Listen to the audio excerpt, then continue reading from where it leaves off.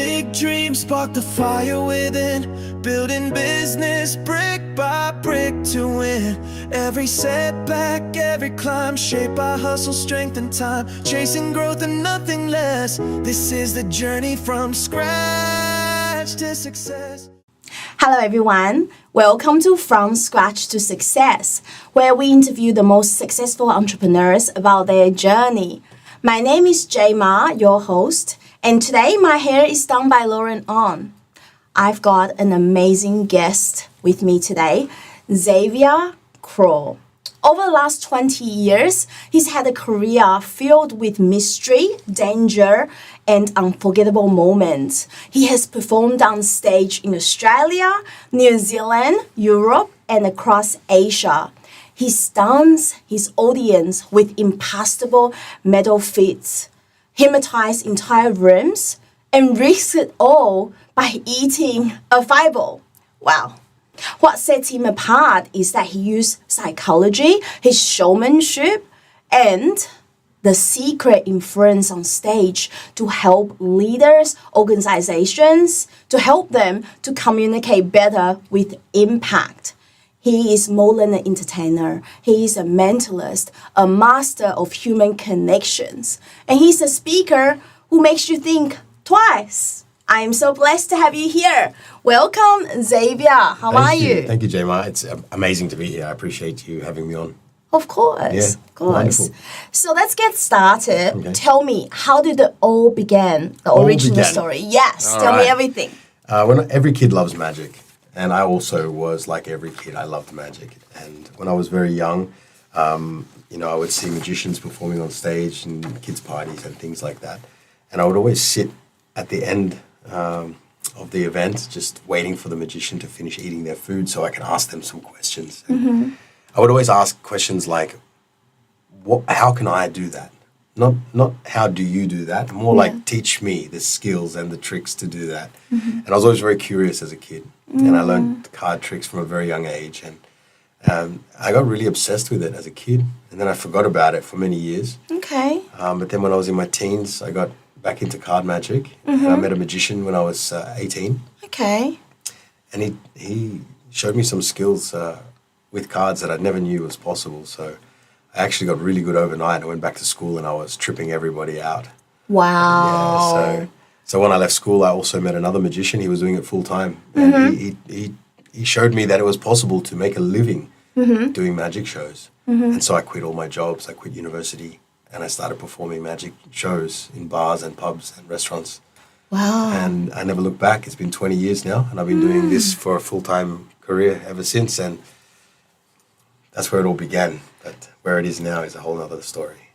So, wow, that's so exciting. Just from, when you were a young boy, interested in magic and all these people that you meet. Who would you say that truly inspired you? Well, there is a lot of inspiration that came from the original famous magician David Copperfield. I went and saw him when I was a kid for my 10th birthday. My parents took me, and that kept me interested in magic for a long time. But when I was a little bit older, after I've been doing magic for about 10 or 12 years, I saw on stage a man named Darren Brown, and he was a mentalist. So he didn't have big boxes and cutting in half and all of these illusions on stage. He was using mind reading. He was listening to the audience. He was asking questions. He was guessing what they were thinking. And there was something really beautiful about this style of entertainment. He had a lot less props, but he had a lot more impact. And I just loved the way he impacted the audience, and I wanted to do that. So I went home, I got rid of all of my magic props, and I started focusing on psychology and mentalism and learning all of the different skills, including hypnosis, that would help me communicate better with people and also be able to really entertain them from the stage using nothing but words. Wow. And that sounds like such a journey. What sort of early challenges that you had, like when you started doing that? The biggest challenge with doing magic shows to start with was actually getting to a level where I could trust myself enough to charge money for it. Because when you go to a job and you work a job, you use the skill set that the job requires and you get paid for it, right? But when you have a job or when you have a career as a self-employed entertainer, or any self-employed entrepreneur, you get paid for your skill set, and you have to trust your skill set. So trusting myself has been a 20-year journey, learning to trust myself more and more and more. At the beginning, it was, I'll do shows for free just so I get experience. Yeah. And then it was, you can pay me whatever you want. And then it was, I'll charge $50. And now it's thousands and thousands of dollars to do shows. Wow, that's amazing. What would you say is like a crucial turning point for you? There's been a couple. Committing to doing magic full time when I was 21 was a crucial turning point. Like I said, I quit university, I gave up my job, and I started trusting that I could do magic shows for a living. That was crucial then. The next crucial point, which was the pivot from magic into mentalism, was during the pandemic. So I moved to Finland, and I was there with my ex-girlfriend. We just arrived, and I had started to schedule a lot of shows. And then the pandemic came and took everything away. Like within weeks, all of my shows got cancelled. I had no money, no income, no visa, no language. So I created an online virtual mind reading show. Wow. Right? So I didn't want to do magic online. I didn't want to do a virtual show. I was waiting for the pandemic to end, thinking that it would be over quickly, and it wasn't. Yeah. So then I just read a lot of books on mentalism and hypnosis and psychology, and I got an opportunity to perform online for a colleague of my father's, and I put together a 1-hour mind reading show, and it was so good that I just kept doing it. I kept selling it, and the virtual show during the pandemic sold me maybe 150 shows in the 3 years that I was pandemic, and I was so successful doing virtual mentalism that when the pandemic finished, I stayed doing mentalism. Wow. Yeah. Wow. From that, I just can see how passionate you are about, being a mentalist. What was it feel like? Was it your first success? Would you say what you just mentioned? Is that your first success, do you think? So as a magician, I would also perform some mentalism stuff. But it wasn't the stuff I do now. The stuff I do now is a little bit more intricate, a bit more advanced. But yes, saying yes to that first virtual show was the biggest step forward, because like I said, I didn't want to do virtual shows. I didn't want to perform online, but I had to. Otherwise I was going to, not survive the pandemic. Yeah. And so this one experience of actually doing it and doing it very well, that gave me the courage to keep doing it. And actually I got really good at it. Me, webcam, 2 lights, and my voice. Wow.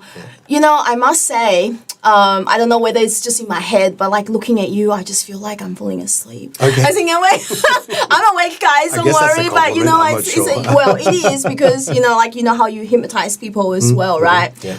Tell me a bit about that. So, I've been interested in hypnosis also since I was a kid. Yeah. Around the same time I started learning magic, 5, 6, 7 years old, I saw a hypnotist on stage. And I was like, what the hell? Like, how is that even possible? So I sat down with one of my dad's watches in the lounge room, and I just rocked it backwards and forwards in front of my own eyes. And I just was pretending that I was hypnotizing myself. I was very young. Wow. And then at some point I got really scared, and I was like, oh, if I fall asleep, no one can wake me up. No.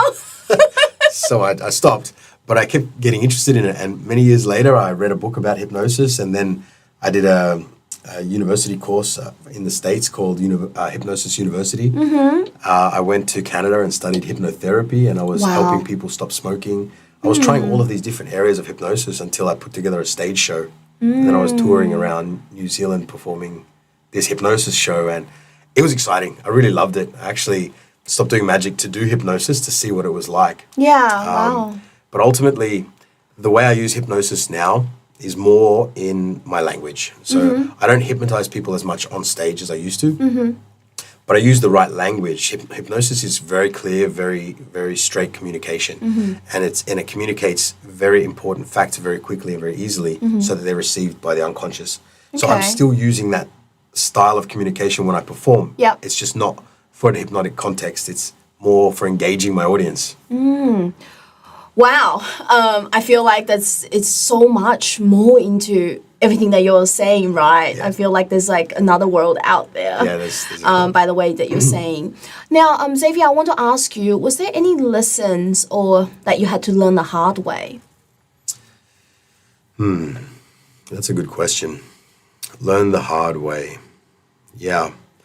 Well, you know, the thing about what I do is that everything was the hard way. You know, I had a lot of people telling me, you can't do this. You should get another job. You should get a real job, this sort of thing. So it was really hard. One memory that I had when I started magic, I was doing my first magic gig. I was getting paid $50 once a week to go to this bar and walk around the tables in the restaurant area. And for 3 hours. So it's like, what, $13 an hour for something like that. It's not even that, $16 an hour, it's not much. And I went to this one table and I performed this one trick to these two girls. And I expected them to enjoy it. I expected them to clap or laugh or anything. And one girl, she just looked up at me while I was halfway through the trick and she said, "Are you done yet?" And I was like, you know, like, that was a big slap in the face. Yeah. I could have quit at that point. But then I realized I either quit magic or I get so good at it that no one will ever ask me that question again. And now I get people, I've never had anyone say, "Are you done yet?" I have people now saying, "Please do something," or "Please do another thing," or "Don't stop." And this is the lesson that I took from that moment. That was hard for me to hear at, 20 years old, my first show. Yeah. But it actually pushed me to get better. Wow. Thank you for sharing. Yeah. You know, I think a lot of times people would just say things because they can't do it. You know how, like, when you have a dream, like, I'm an actor myself, so, you know, I'm like, I left finance to follow acting. Excellent. And people's like, "Why are you doing that?" Congratulations. Like, thank you. Not many people will understand that, but I can certainly, you know, understand where you're coming from. Yep. So thank you for sharing that. It's very, very inspiring. You've got to do the thing that you love. That's right. You've got to chase the thing that drives you. You know, if finance doesn't drive you, you've only got one chance at this life right now. So Of course. do the thing that you love every day, and then you're never going to have a problem. That's right. I really admire people that will take their desire or their passion and make a living from it, because it's not an easy road. No. And there's a lot of rejection. Of course. Of course, yeah. I get told no all the time. Yeah, So, I love it. yeah. Now, what keeps you going? I have moved from magician to hypnotist to virtual mentalist to mentalist.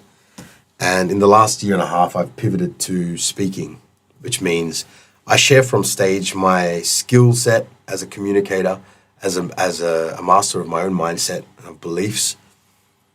And I deliver content around how people can change their lives using better communication to inspire their own beliefs, to change their mindset. And so what keeps me going is that I feel like I'm just at the beginning again. I've started at the beginning so many times, and every time I start at the beginning, it's like a new level up. So right now, I've created a course which is in the process of being completed, and it's a course to teach resilience, mindset, and communication. And I want to move further and do mentorship and programs with it. So that's coming up in the next few months. So you'll look out for that. Wow. Again, very inspiring. You know, I think we are always humble to keep learning, and that's exactly what you're doing, and you're teaching others to learn. Yeah, learning is my favorite thing to do. Yeah, amazing. Now, Xavier, how do you deal with criticism, burnout? Criticism, burnout. What do you mean by that? So, you know, as in like criticism from people or fear. You know, like as you mentioned earlier before, like you had people obviously criticize you, like you know, when you were working there. But like, do you, like just for viewers out there that if they're starting a business, if they're starting something new, like how do you overcome that? So I talk about this in my course. I talk about this on stage when I'm doing my keynote presentations, and I call it the 3 pillars of purpose. Right? It's path, perspective, and passion. Your path is the direction that you want to take. Instead of having no direction, know your direction very clearly. I'm going to go through these very quickly. Your perspective is being able to see why you're doing what you're doing, right? So what's the reason I'm choosing this thing? Those two things on their own, if you have a path set and you have a reason for going on there, you won't get swayed off your path too easily, And if you do, you can get back on it. And the third one is passion. It is the thing that wakes you up in the morning to remind you that you need to stay on your path. And so I say to people that when you have your path set, when you have a perspective on your reasoning for it, and you have a passion for it, the criticism is there just as a test. There are ways to try to knock you off your path. For example, in my life, you need to be in a real job. You can't make a living doing magic shows. Get a real job, you know. I started saying to people at some point, they would say, "Oh, what's your real job?" I said, no. My job's unreal. You've got a real job, you know. I love that. Yeah. That's the question I get asked all the time. Yeah. Just tell them it's unreal. I love that. I'm gonna steal that. Yeah, steal it, please. You know, steal like an artist. Yes, I will definitely do that. So Xavier, is there any habits or routines that you keep to drive that success? Yeah. So what I make sure that I do every day is I read something that's important in the direction that I'm going. So, and I don't have to read a lot. You know, it's a simple 10 pages. I always give myself 10 pages a day. And in those 10 pages, sometimes I'll read 20, sometimes I'll read 2 chapters. It doesn't really matter. But if I give myself a small amount of a task to do, I can guarantee it every day. So that's something that I'm constantly doing. I'm reading every day. That's one of my routines. I'm making sure I get in the sun every day. A lot of people don't spend time in the sun, and especially I do a lot of work online. So I get outside every day and I make sure I breathe in a little bit of nature. And one of the other routines, and this is not exactly a routine, it's more of a mindset. I remember to have fun. You know, love that. like if I'm getting really bogged down with work, I get angry like everybody else. I just get mad. I'm like, why am I so frustrated? Well, I haven't gone outside and I haven't done anything interesting. I've just been working. So breaking up work with enjoyment is super important. We're not here to just work till we die. Work should be also fun. And if it's not, stop for a moment and come back to it. Definitely. That's such a good advice. Yeah, thanks. I can see that's where you get your beautiful olive tan skin from. Yeah. All year round. That's right. Now, this question, Xavier, what does success mean to you? Success? That's a good question. So what does success mean to me? I used to think success was about how much money I made. But I realized I've had times in my life where I've made a lot of money and didn't feel successful.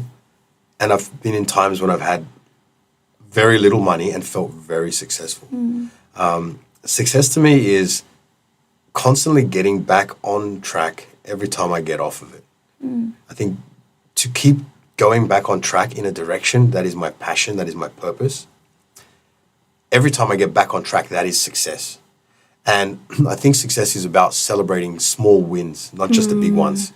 We always think, when I get here, I'm going to be successful. When I get here, I'm going to be happy. When I get there, I'm going to have the life of my dreams. Instead of realizing, hey, I just made 3 phone calls today. Yesterday, I made none. That's a success.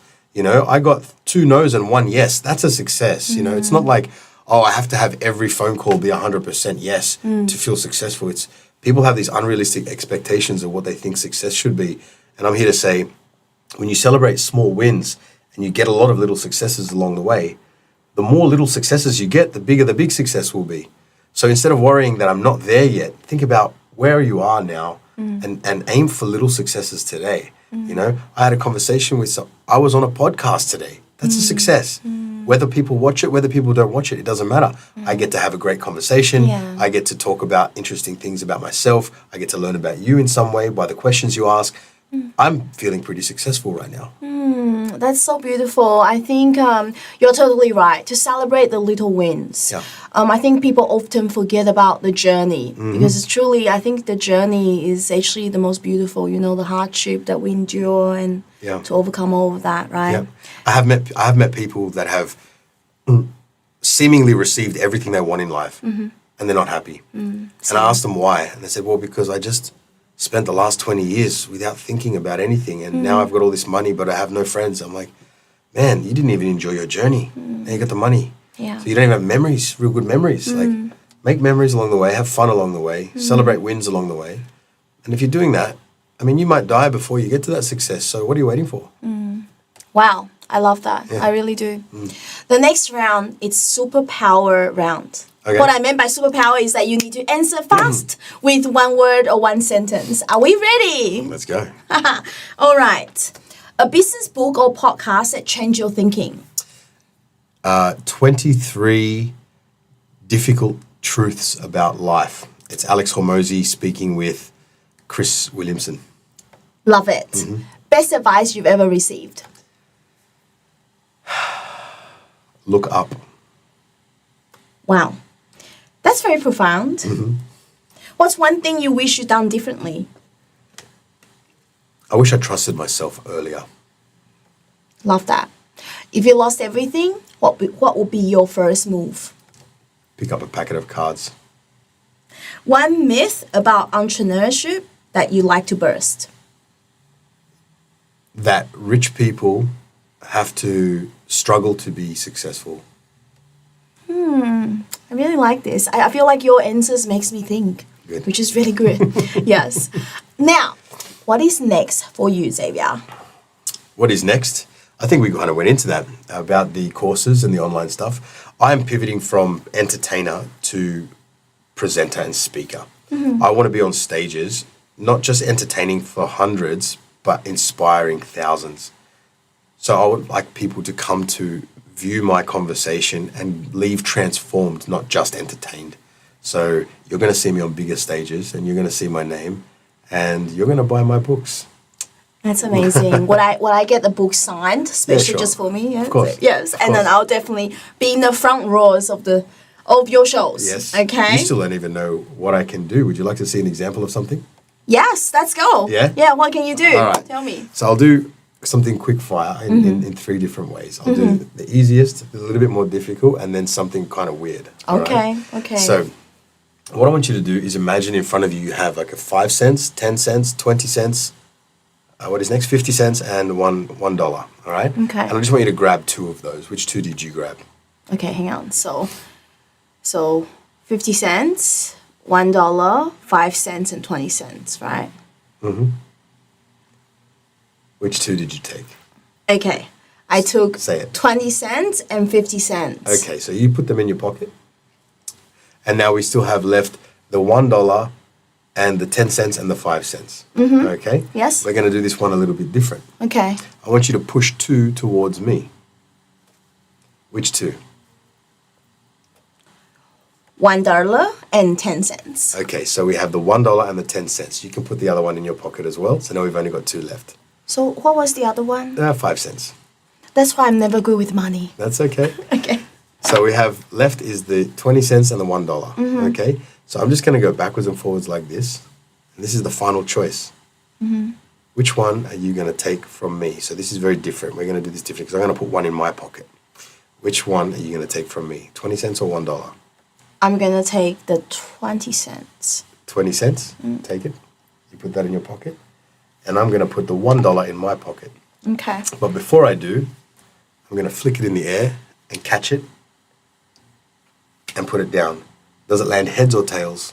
Heads. It lands heads. Now, even though you chose randomly which coin you were going to give to me at the end, That's right. there is now a dollar coin on my hand. Oh my gosh. Okay, you need to show it up. Put your hand up so you can. Oh my goodness. And you said heads. This is tails. This dollar coin actually has a cross on the heads. How did you do that? It's magic. You can keep that as a souvenir. Wow. Fantastic. Wait! He didn't. No! Where's my dollar? Where's the dollar? You're going to have to watch the video back. Oh You'll my probably catch gosh! Wow. Let me do one more, okay? So I've got you to think about some money. Now think about the person that's important to you in your life, okay? Yeah. You got it? And I also want you to think of the playing card in your mind, okay? So now you've got those 2 things. I'm going to do something very different with both. So think of the person's first name, the important person to you, okay? The one that you've got in your mind. Now go to the first letter, second letter, third, fourth, fifth, sixth, seventh, eighth, ninth, 10th. 11th. It's probably not that long, all right? It's probably shorter than that. Go to the second letter of the name. Okay. Can you think of a country that starts with this letter? You got something? Mm-hmm. This is quite a big place, yes? Mm-hmm. Have you been to this country? Mm-hmm. Okay, excellent. Now go all the way to the very last letter. Yep. Okay, have you got it? Yep. Okay. Now I just want you to think of the letters in between. This country that you've been to, Yeah. this is not America, is it? You're Yes. thinking of America? Excellent. Keep going through the letters. How? How? 1, 2, 3. Go to the fourth letter. Yep. Think of it, the first animal that comes into your mind. Uh-huh. This is not dangerous, is it? No. No. It's only about this big, maybe? They have different sizes. Different sizes. So it could be this big, it could be that big, actually. Even this big. Interesting. Imagine this person you're thinking of holding this animal. Okay? Now, this is not furry, I don't think. This is probably something a little bit more firm. It is, right? So this friend, it's a friend of yours? It's a best friend. It is. She's holding a turtle in her hand?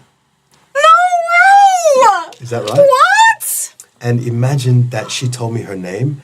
I said, hey, my name is Xavier. And she said in my ear, my name is, and then she whispers it like, my name is Caitlin.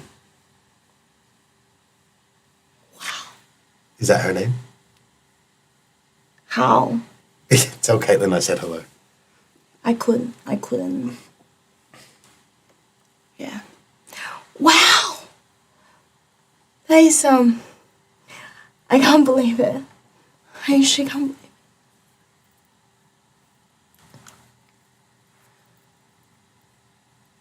Wow. How did you do that? This is a question that everybody asks. But you tell me.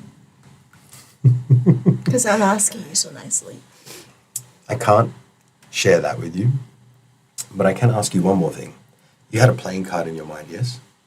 Now, I don't do magic very much anymore, but I do like to involve playing cards because everyone knows them.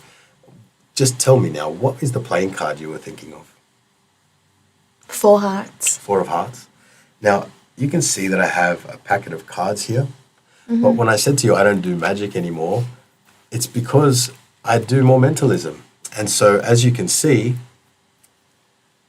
I don't have any cards in here except one. Just one card in the packet. What was your card? 4 hearts. Yeah. No way! What? No way! How? No way! Oh my gosh, guys, this is crazy. It's got me tripping. I'm like, wow, what? No. Oh my goodness. What? Wow. On that note, that was amazing. Thank you. So thank you. I'm My definitely going to pleasure. talk to you more after this. Yes. But on that note, how does listeners connect with you and your business?